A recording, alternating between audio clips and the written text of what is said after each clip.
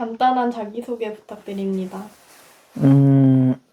저는 사회적 협동조합 대표직, 그렇지만 이제 언니라고 부릅니다. 큰 언니라고 부르는 이제 현경숙입니다. 제주에서 태어났고 지금까지 살면서 제주에 사는 게 참 재수가 좋았구나 여기고 있고, 지금 활동하고 있는 것들이 이제 청년팀하고, 이제 온든 청년이죠. 청년팀하고 발달장애 아이들, 그 가족과 함께 여러 가지 활동을 하면서 참 좋다, 늘 그런 생각을 갖고 살고 있는 제주의 딸 현경숙입니다.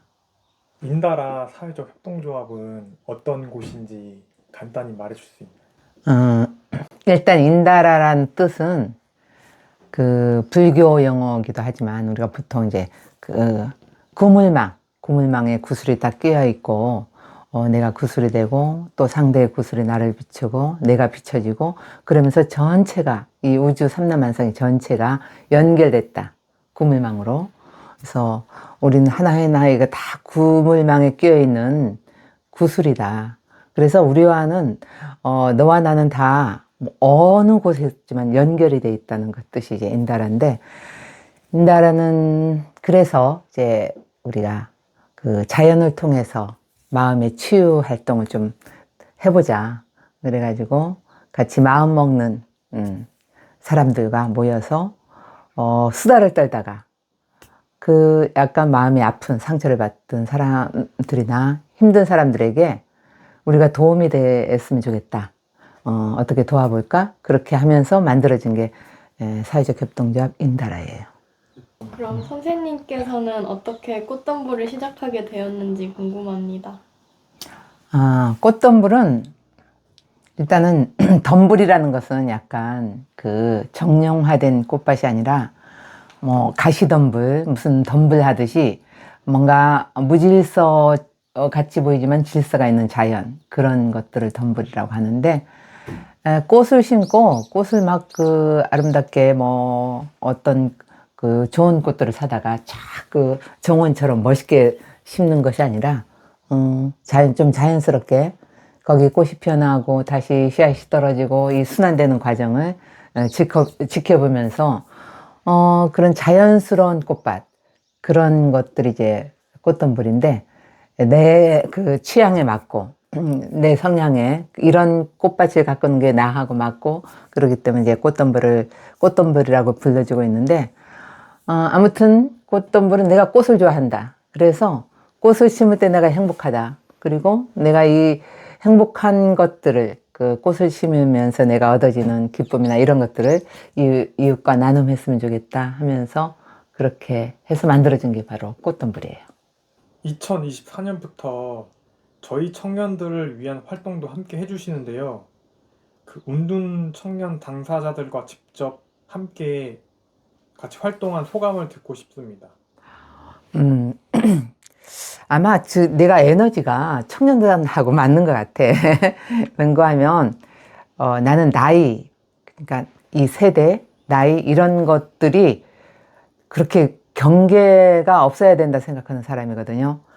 예를 들어서 우리 손자가 그 아이와 내가 말이 통하면은 그건 친구다. 이 시대에 살아가는데 우리는 2026년, 2020년, 2000년대 같이 사는 부류지. 이게 20대, 30대, 40대, 50대, 60대, 내가 이제 70대가 다 되는데 이게 그렇게 다를까? 그런 생각을 하게 됐고, 그리고 내가 청년 때 이런 생각을 가졌어.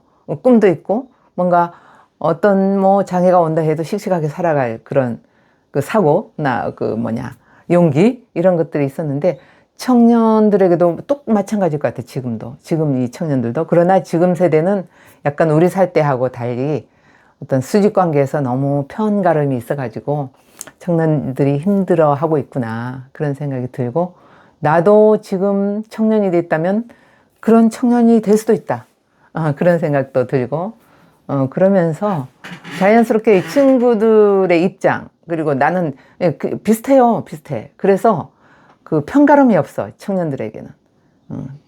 그래서 청년들과 얘기하거나 할 때는 그 속에 들어가고 싶다는 생각도 들고, 그리고 그들이 생각이 어떤 생각을 갖고 있을까? 그런 것도 듣고 싶고, 그러면서 나는 그 다양한, 이것도 그 감정의 경험이죠. 그 우리 친구들이 갖고 있는 감정의 경험을 교류하면서, 아, 이 시대 친구들은 이런 사고를 갖고 있고, 이런 형편에서 고민하고 있고, 이런 것들을 나는 좀 나누고 싶고, 나눠 가지고 싶다는 생각을 가져요.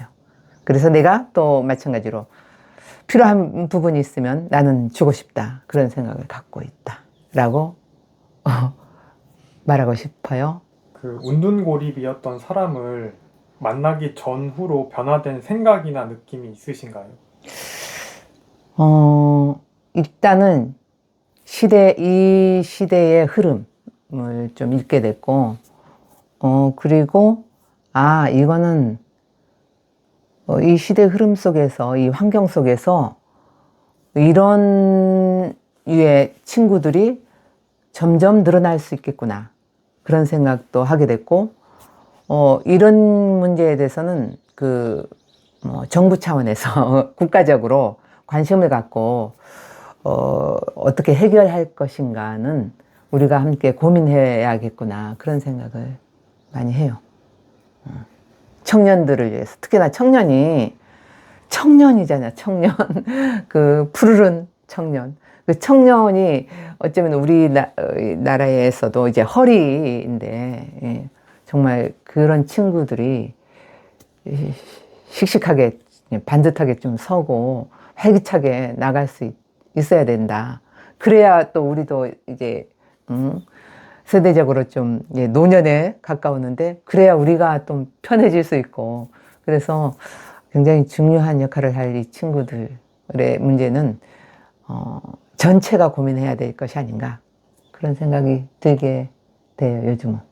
선생님께서는 이제 너무 힘들어서 다 포기하고 싶다고 느낀 적은 없으신가요? 아니면 그럴 때마다 선생님은 어떻게 마음을 다잡으셨는지 궁금합니다.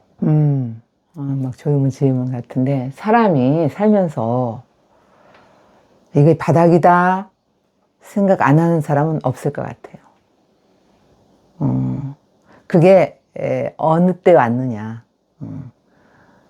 삶에 이제 총량의 법칙이 있어요.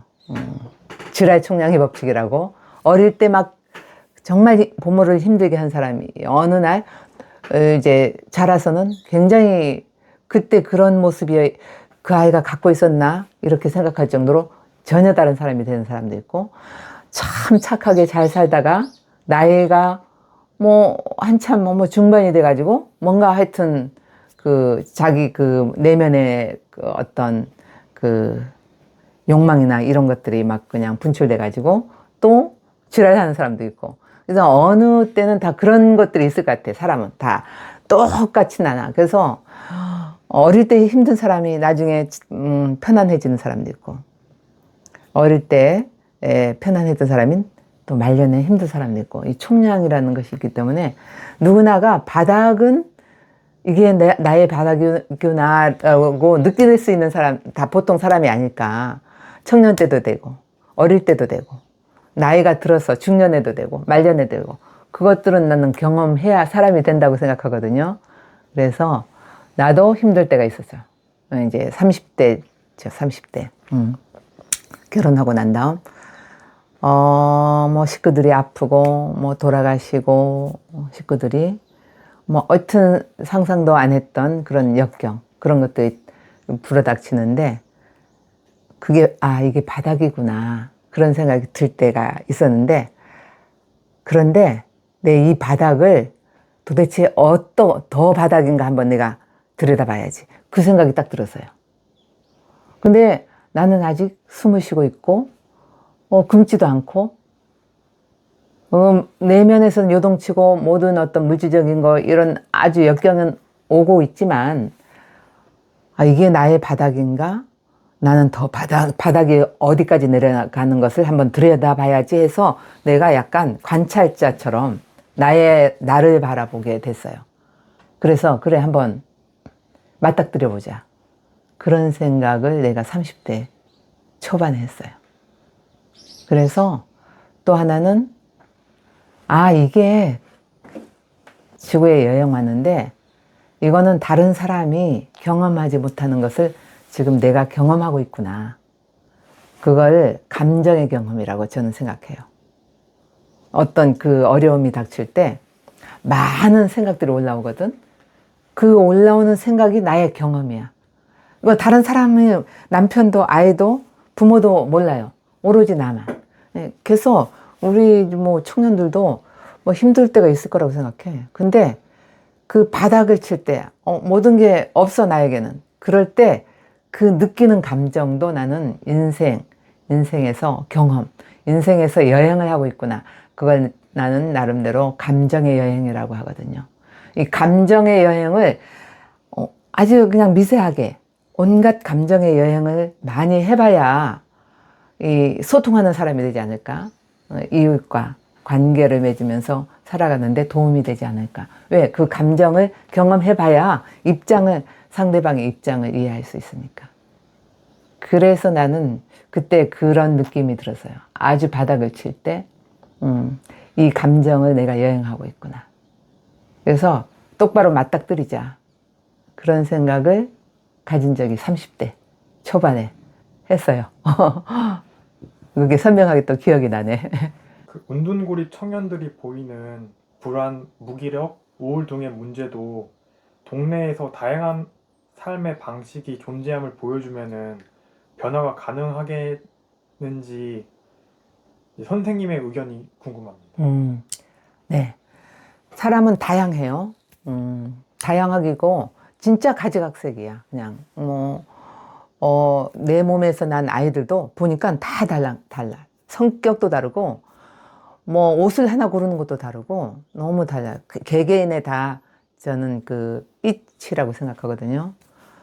내가 꽃을 키워보면, 꽃의 성질, 뭐, 하여튼 다 달라요. 그런데 그 자기만의 고유한 성향이 있는데, 그 성향을 각자가 잘 파악했으면 좋겠다. 나는 누군가. 근데 어떤 친구는 진짜 잘 노는 친구가 있어. 근데 그 다른 친구는 가까웠지만은 놀 때 되면 도망가는 친구가 있어. 근데 난 다 성향이라 생각하거든요. 그런 것들을 주변에서 알아주라가 아니고 내가 다 이 청년 친구들이 자기 고유한 성질이랄까, 자기의 고유한 색깔을 잘 찾아서 거기다가 더 키워갔으면, 그런 생각이 들어요. 제주나 육지에서 운둔고립 중인 청년들에게 꼭 해주고 싶은 말씀이 있을까요? 그냥, 어떤 난 계획 세워서 이렇게 할 거야. 이렇게 좀 하지 말고, 나는 청년들에게 아무것도 뭔가 막연할 때는 한번 무조건 걸어봤으면, 그런 생각이 들어요. 걷는 거는 돈이 안 들어. 특히나 제주도에서는 걷는 길이 너무 좋거든요. 근데 원래 꼭 올레를 선택 안 해도 돼요. 숲도 너무 좋아. 그냥 바닷길도 그냥 좋고, 내가 아까 그 서호봉에 금방 다녀왔는데, 서호봉에 걸으면서 갑자기 서호봉이 너무 고마운 거야. 가까운 곳에. 그리고 올라가는데 10분밖에 안 걸리거든요. 10분밖에 안 걸리지만은 거기 올라갈 때 그 평길을 걷는 것보다 에너지가 생기거든. 몸이 춥다가도 중반쯤 올라가면 좀 따뜻해지고 땀이 날 듯하고. 근데 거기 이제 그 너무 고마워가지고 과자 껍질이 몇 개 보이고 컵도 몇 개 보이고 누군가가 버린 거야. 근데 서호봉이 고마워. 갑자기 고마워가지고 내가 이제 가면서 몇 개 줍고 왔는데, 누군가는 버렸지. 그러니까 누군가는 또 줍는 사람이 있으면 될 것 같고, 근데 너무 이제 더러워진 쓰레기가 몇 개 보였는데, 내가 다음에 올 때는 봉지를 하나 갖고 와서 저거를 주고 가야겠다, 그런 생각이 들었고, 우리 청년들이 이렇게 그냥 이런 좋은 곳을 그냥 하루에 한 번쯤은 걸었으면. 그래서 제주에는 아무 곳이라도 그냥 무작정 한번, 이 마을에서 이 마을까지만, 요 마을에 저 마을까지만 한번 걸어봤으면, 걷는 것은 굉장히 생각이 정리가 되는 시간이거든요. 막연했던 것들이 막 걷다 보면 이렇게 정리가 돼요. 그래서 돈도 안 드는 그런 일인데 운동도 되고 이 모두 정리가 되는 그런 걷는 시간을 꼭 권하고 싶어요. 그냥 걸어라.